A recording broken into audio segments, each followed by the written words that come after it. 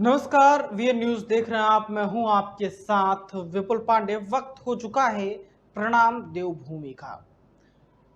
प्रणाम देवभूमि में सबसे पहले आज बात करेंगे खबर नैनीताल की, जहां पर नैनीताल से खबर सामने आई है। स्मैक तस्करों पर जो है पुलिस का शिकंजा कसता हुआ दिखाई दे रहा है। बता दें कि जो है पुलिस ने स्मैक तस्कर को गिरफ्तार किया है और बड़ी खेप में स्मैक को भी बरामद की है। एसपी क्राइम जगदीश चंद्र ने जानकारी देते हुए बताया है कि 350 ग्राम स्मैक के साथ जो है 2 तस्करों को गिरफ्तार किया गया है।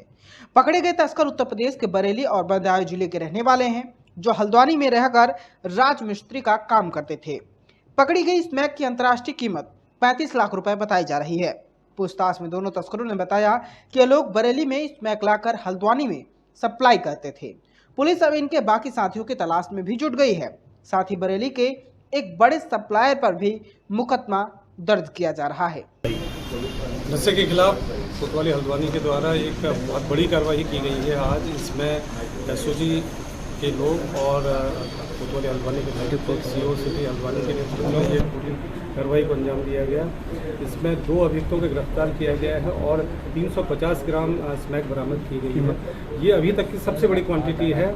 इन 2 अभियुक्तों के पास क्रमशः 237 और 112 ग्राम इंडिविजुअली पकड़ी गई है। 2 अभियोग पंजीकृत किए गए हैं।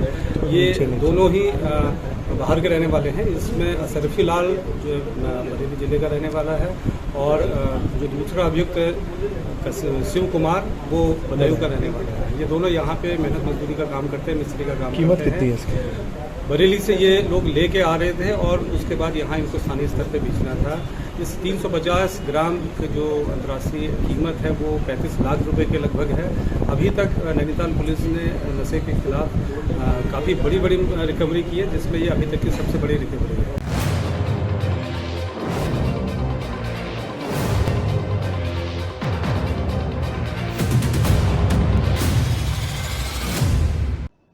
बढ़ते अगली खबर की ओर। अगली खबर आपको बता दें कि डोईवाला से सामने आई है, जहां पर कृष्ण जन्माष्टमी को लेकर जो है देश भर में धूम दिखाई दे रही है।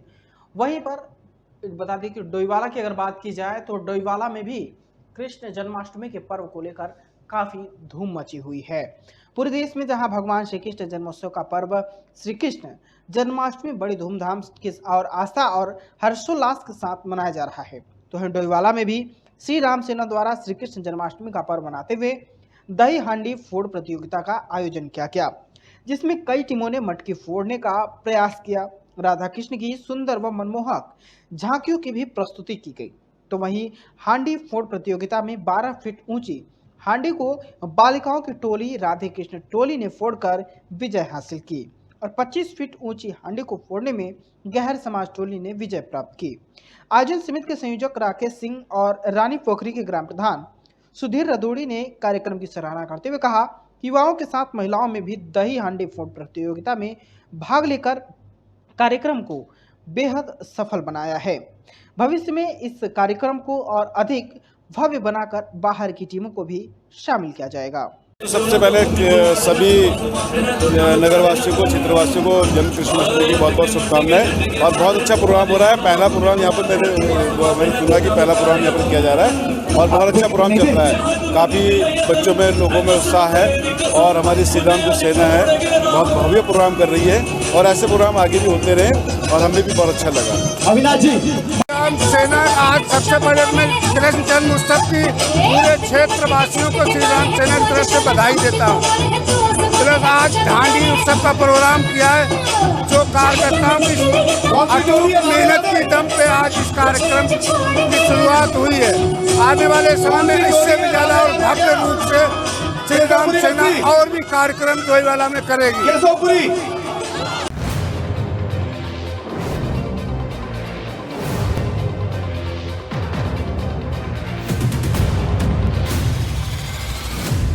बढ़ते अगली खबर की ओर। पूरे बता दें कि जिस तरीके से प्रदेश में 15 जून के बाद अवैध खनन पर रोक लगा दी गई, तो वहीं दूसरी तरफ आपको बता दें कि चंपावत से जो खबर सामने आई है वो आपको हैरान कर देगी। पूरे प्रदेश में जो है 15 जून के बाद जहां नदी नालों में खनन कार्यों पर रोक लग गई थी, तो वहीं उत्तराखंड के मुख्यमंत्री पुष्कर सिंह धामी की विधानसभा क्षेत्र चंपावत की अगर बात की जाए तो टनकपुर क्षेत्र में शारदा नदी से लगे उचौली गोट इलाके में 23 हेक्टेयर खनन क्षेत्र में अवैध खनन का भंडारण कर खनन सामग्री मजदूरों द्वारा छनवाकर बेचे जाने के साक्ष्य को दर्शाती हुई क्लिप टनकपुर इलाके में सोशल मीडिया में वायरल हो रही है। वीडियो में नदी से लगे उचौली गोट इलाके में छन्ना लगाकर खनन सामग्री को मजदूरों द्वारा छानने एवं स्टोर करने का वीडियो सामने आने के बाद अब स्थानीय प्रशासन अलर्ट मोड पर आ गया है। ज्ञात हो कि पूर्व में खनन निकासी के दौरान उचौली गोट के 28 हेक्टेयर क्षेत्र में रिवर ट्रेनिंग के तहत खनन निकासी के पट्टे जारी किए गए थे, लेकिन ग्रामीणों ने गांव में भूख कटाव और बाढ़ की संभावनाओं को देखते हुए खनन निकासी का जमकर विरोध किया। ग्रामीणों के विरोध के चलते प्रशासन को खनन निकासी बंद करने का फैसला लेना पड़ा, लेकिन खनन का विरोध करने और सरकारी कार्य में बाधा डालने पर कई ग्रामीणों पर मुकदमा दर्ज कर दिए गए थे। लेकिन अब जिस क्षेत्र में ग्रामीणों द्वारा प्रशासन द्वारा करवाए जा रहे खनन का विरोध किया जा रहा था, वहीं अब बरसात के सीजन में गांव के ही कुछ दबंग लोगों द्वारा अवैध खनन के कार्य को अंजाम देकर मोटी कमाई की जा रही है। वहीं इस पूरे मामले में टनकपुर के उप जिलाधिकारी हिमांशु कफल्टिया ने बताया कि सोशल मीडिया के द्वारा अवैध खनन का मामला संज्ञान में आया है। उनके द्वारा खुद घटनास्थल पर जाकर मामले की जांच की जाएगी और अवैध खनन करने वाले लोगों पर भी कोई भी किसी भी दशा में नहीं बख्शा जाएगा।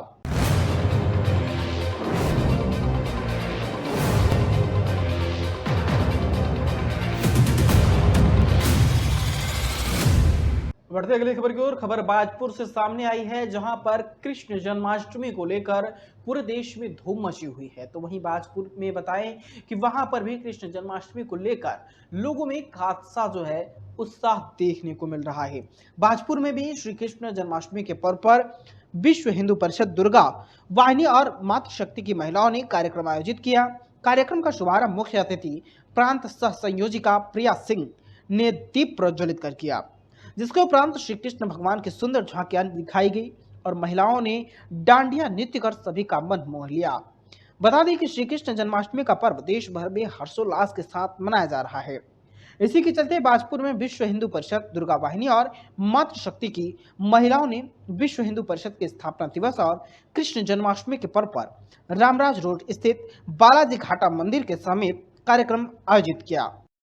आज हम दुर्गा वाहिनी मातृशक्ति की बहनों ने जन्माष्टमी का त्यौहार बड़े धूमधाम से मनाया है और हम सभी को ये संदेश देना चाहते हैं कि हम जितने भी हिंदू बहन भाई हैं अपने घर पे अपने सारे त्यौहार, जन्माष्टमी भी सारे त्यौहार अपने घर पर अपने सारी बहनों के साथ सबके साथ मिलकर, चाहे छोटे स्तर पर मनाएं चाहे बड़े स्तर पर मनाएं, जरूर मनाएं।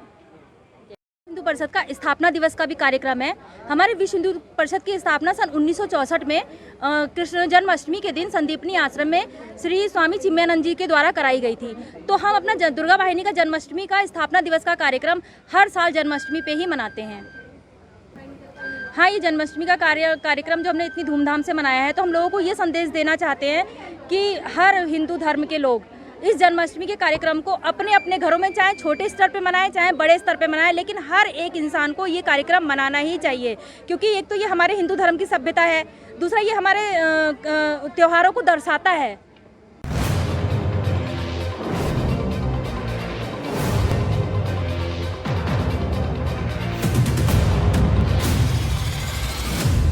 बढ़ते अगली खबर की ओर। अगली खबर आपको बता दें कि हल्द्वानी से सामने आई है, जहां पर अरविंद पांडे ने शहीद के परिवारजनों से मुलाकात की। बताते चले कि गदरपुर विधायक और पूर्व शिक्षा मंत्री अरविंद पांडे ने सियाचिन में 38 साल पहले शहीद हुए चंद्रशेखर हरबोला के परिजनों से मुलाकात करने उनके डहरिया स्थित आवास पर पहुंचे, जहां उन्होंने वीरांगना शांति देवी को ढांढस बंधाया और हर संभव मदद का भरोसा दिया। तो वहीं विधायक अरविंद पांडे ने कहा कि उत्तराखंड की धामी सरकार सैनिकों और शहीदों के सपनों को पूरा करने का काम कर रही है। जनभावना के मुताबिक शहीदों के नाम को जिंदा रखने और लंबे समय तक याद रखने के लिए प्रदेश के पार्कों, सड़कों का नाम रखने की घोषणा भी जल्दी मुख्यमंत्री पुष्कर सिंह धामी करेंगे। भाजपा कुमाऊं संभाग कार्यालय में पत्रकारों के सवाल का जवाब देते हुए विधायक अरविंद पांडे ने कहा कि केंद्र में प्रधानमंत्री और प्रदेश की धामी के नेतृत्व में विकास कार्य चल रहे हैं, ऐसे में किसी दायित्व यानी राज्य मंत्री का दर्जा मिलेगा। इस सवाल का जवाब उनके अधिकार क्षेत्र में नहीं है। पार्टी आलाकमान ही तय करेगा किसे जिम्मेदारी दी जानी है या नहीं। बताते चले कि उत्तराखंड में भाजपा सरकार के गठन के 6 महीने का वक्त पूरा होने जा रहा है। प्रदेश में दायित्वधारी दर्जाधारी राज्य मंत्री बनाने की भी चर्चाएं तेज हो गई हैं। ऐसे में जीते हुए विधायकों और उन कार्यकर्ताओं का जिन्होंने विधानसभा चुनाव जिताने में अहम भूमिका निभाई, उन्हें दर्जाधारी राज्य मंत्री के पद से नवाजा जा सकता है। देश के हमारे जो सैनिक हैं, जो देश के लिए शहीद हुए हैं, उनको भारतीय जनता पार्टी या भारतीय जनता पार्टी के माध्यम से बनी हुई सरकारों ने हमेशा सैनिकों का सम्मान किया है। इसी कड़ी में कल हमारे मुख्यमंत्री जी यहाँ पहुँचे और मैं यहाँ पड़ोस का विधायक हूँ। इस नाते मैं मुख्यमंत्री जी का धन्यवाद देना चाहूँगा कि वो अपने सारे कार्यक्रम छोड़ के आके इस शहीद परिवार पर संवेदना दी, उनका बच्चों का परिवार का हौसला बढ़ाने का काम किया जी। और यह भी तय है कि जो शहीद के नाम पे उनके नाम को जिंदा रखने के लिए लंबे समय तक आने वाली पीढ़ी उनका नाम याद करें। इस नाते विभिन्न योजनाओं का, सड़कों का, पार्कों का उनके नाम पे नाम रखा जाए। ये क्षेत्रवासियों की भी मांग है, संस्थाओं ने मांग की है और मुझे पूरा विश्वास है कि मुख्यमंत्री जी शहीद के सम्मान में इन सब चीज़ों की बहुत जल्दी घोषणा भी करेंगे। जो इस समय सरकार हमारी काम कर रही है, मुख्यमंत्री जी हैं, उनकी टीम है, उनके मंत्री हैं, सभी लोग बहुत अच्छा काम कर रहे हैं। जिस उम्मीद के तहत उत्तराखंड की गवर्नमेंट बनी है, उसी उम्मीद को पूरा करने में हमारी गवर्नमेंट लगी है, बहुत अच्छा काम करी। मैं अपने मुख्यमंत्री जी की, उनकी पूरी टीम को, सारे मंत्रिमंडल के जो सदस्य हैं, मैं सबको बधाई देता हूँ। और आगे विस्तार के लिए ये हमारी पार्लियामेंट्री बोर्ड है, हमारे केंद्र का नेतृत्व है, ये वो तय करेंगे जी। और इसमें कौन बनेगा कौन नहीं बनेगा, ये कोई हमारी कोई महत्व की बात नहीं है जी। हमारे यहाँ संगठन का महत्व है, व्यक्ति का महत्व नहीं है। अरविंद पांडे नहीं भी है तो जो लोग बैठे हैं ये अरविंद पांडे से कई गुना ज़्यादा अच्छा काम कर रहे हैं सब लोग। कोई कहीं से कहीं तक शिकायत वाली बात नहीं है और आम जनता खुश है। ये सब बात तो डिसाइड नहीं है, होगा नहीं होगा, कब होगा, ये हम लोगों का अधिकार क्षेत्र से बाहर है। और वैसे भी हमारी केंद्रीय नेतृत्व है, उन लोगों को डिसीजन लेना है और उनका जो डिसीजन होगा बहुत अच्छा होगा। पहले जो डिसीजन हुआ अच्छा हुआ है, आगे भी अच्छा होगा।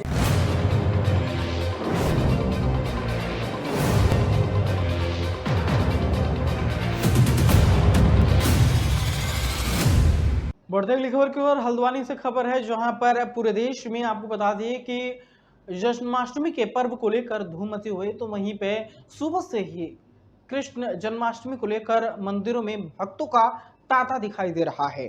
खबर जिस तरीके से सामने आई है, वहां पर बड़ी धूमधाम से हल्द्वानी में कृष्ण जन्माष्टमी का पर्व जो है मनाया जा रहा है और मंदिरों को बहुत ही सुंदर ढंग से सजाया गया है। हल्द्वानी के हर मंदिरों में झूला बनाकर भगवान कृष्ण को झूले से झुलाया गया। मंदिरों में सुबह से ही श्रद्धालुओं का तांता लगा हुआ है। सुंदर सुंदर झांकियों की तैयारियों के लिए मंदिरों में तैयारियां जोरों शोरों पर चल रही हैं। 2 साल कोरोना काल के चलते मंदिरों में रौनक फीकी ही नजर आ रही थी, लेकिन इस बार मंदिर समिति की ओर से सुंदर भव्य कार्यक्रम किए जा रहे हैं, तो ये लोगों में भी उत्साह देखने को मिल रहा है, जहां लोग अपने बच्चों को कृष्ण राधा की वेशभूषा बनाकर मंदिरों में ला रहे हैं और छोटे छोटे बच्चों द्वारा आपको बता दें कि मंदिरों में कार्यक्रम भी किए जा रहे हैं। 2-3 वर्ष जो है कोरोना काल ने खा दिए थे, लेकिन कृष्ण जन्मोत्सव तब भी हुआ। लेकिन आज जो हर्ष और उल्लास के साथ पूरे हल्द्वानी में, हल्द्वानी ही नहीं पूरे देश विदेशों में भी आज कृष्ण का जन्म बड़े उत्साह के साथ मनाया जाता है। ये हम लोगों के लिए गर्व की बात है कि कृष्ण भगवान के पद चिन्हों पर आज समाज लगातार उत्तरोत्तर वृद्धि की ओर बढ़ रहा है। और आज जब देख रहे हैं हम लोग राम मंदिर के प्रांगण में खड़े हुए हैं, कितना उत्साह लोगों में है। और देखिए इस साल जो है कई साल के बाद, 2 साल के बाद जो है ये महोत्सव मनाया जा रहा है, कृष्ण जन्मोत्सव मनाया जा रहा है। और ये बड़े हमने बहुत जल्दी में, ये हमने केवल 1 हफ्ते के अंदर ही हमने ये सब तैयारियाँ की हैं और 1 हफ्ते के अंदर ही हम लोगों से कह भी नहीं पाए हैं। तो बहुत जल्दीबाजी में हमने ये तैयारी की है, लेकिन जो हमें लोगों का सहयोग और लोगों का उत्साह देखने को मिल रहा है ये अभूतपूर्व है। और हो भी क्यों ना है, क्योंकि कृष्ण जी का जन्म है आज। और आज रात के 12 बजे हम जो है यहाँ हमारे लड्डू गोपाल जो हैं वो यहाँ उनका जन्मदिन मनाया जाएगा। बढ़िया ढंग से उनका जन्मोत्सव करेंगे हम यहाँ और उनका प्रसाद वगैरह वितरण होगा उसका।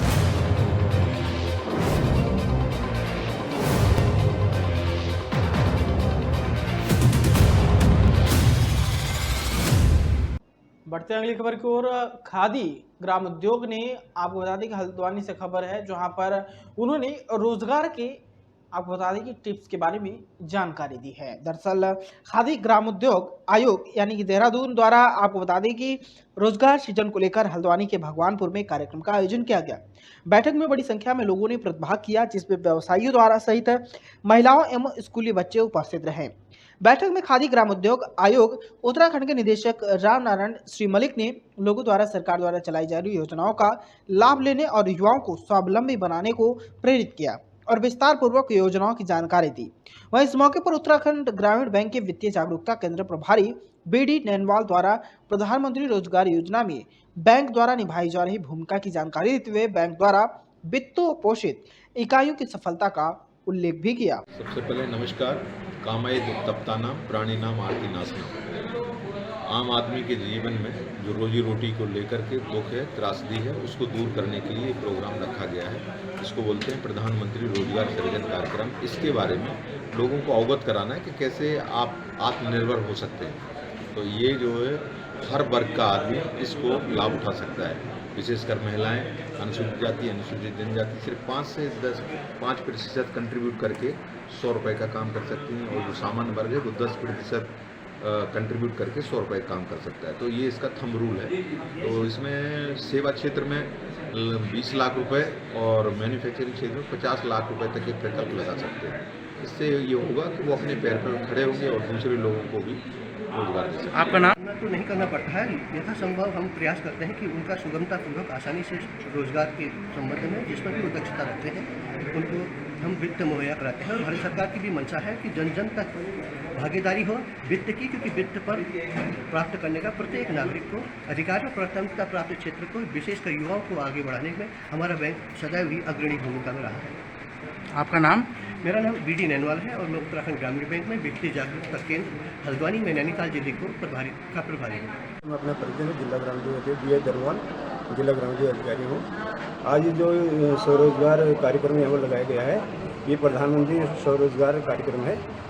यह प्रधानमंत्री का कार्यक्रम जो था 2008 से आज तक लगातार चला आ रहा है। इसमें पहले ये था कि 10 लाख सेवा में और 25 लाख निर्माण कार्यों में दिया जा रहा था। 1/6/2022 से सेवा में 20 कर दिया गया है और उसमें 50 लाख कर दिया गया निर्माण। आपका नाम? DS धर्मवाल।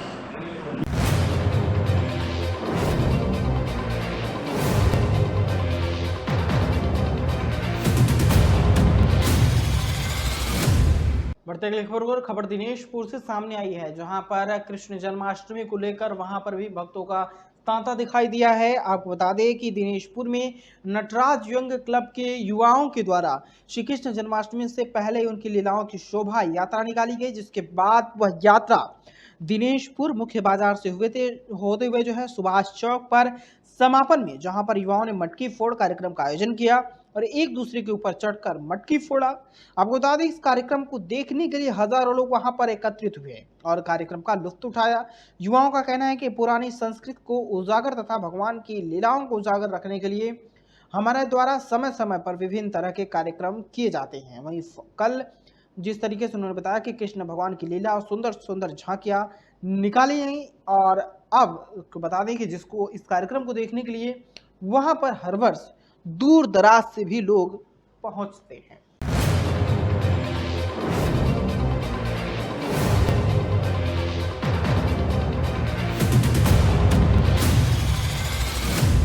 इस वक्त की खबरों में फिलहाल इतना ही। देश दुनिया की तमाम खबरों के लिए देखते रहिए VN न्यूज। दीजिए इजाजत, नमस्कार।